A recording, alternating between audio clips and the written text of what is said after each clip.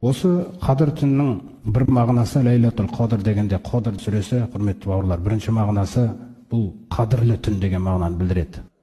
Екіншісі тағдыр түні деген мағынаны білдіреді. Тағдыр түні дегенде осы түнде Алла Тағала келесі Қадыр түніне дейін мынандай нәрсені жасап жатыр. Бізді қызықтыру үшін, түзелуімізге көмектесу үшін да келесі Қадыр түніне дейін тағдырыңды жазам дейді. Осылай бастап отыр. Олай болса, Қадыр түнінде көреміз, қандай тағдыр саған керек болып тұр жүрегіңде. Қараңыз. Дұғаңнан көреміз. Фиха юфраху кулла амрин хаким дейді Духан сүресінде. Бұл түнде Раббыңның даналығымен шешілген қаншалаған істер шешіледі дейді қазір. Әркімнің тағдырына жоспар жасалады Алла Тағаланың. Ол үшін әркімнің жүрегіне қаралады, сыртымызға қаралмайды. Жүрегіңде не сұрап жатсың осы түнде де? Әміран мен ғиндина. Менің құзырымнан әмірмен келеді дейді періште. Әркімді қарайды. Берік не істеп отыр екен? Беріктің жүрегі қалай екен?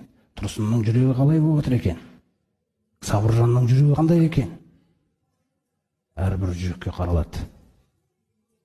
Неге бұл нәрсені айтылып жатыр? Өйткені айтады: "Ва иннаху самиун алим". Өйткені сол Қадір түнде әркім аузынан бір дұға шығарып жатқан кезде, жүрегіңде уайым бар ма жоқ па соны жасап жатқан кезде, Аллах Тағала бәрін естіп тұр, бәрін біліп тұрмын дейді.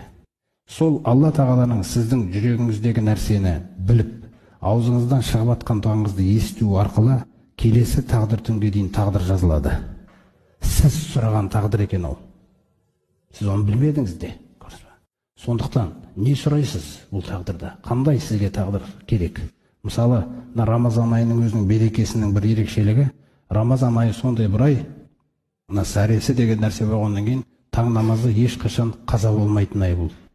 Ертең шыққаннан кейін бір Алла біледі, жалқаулық қалай келеді.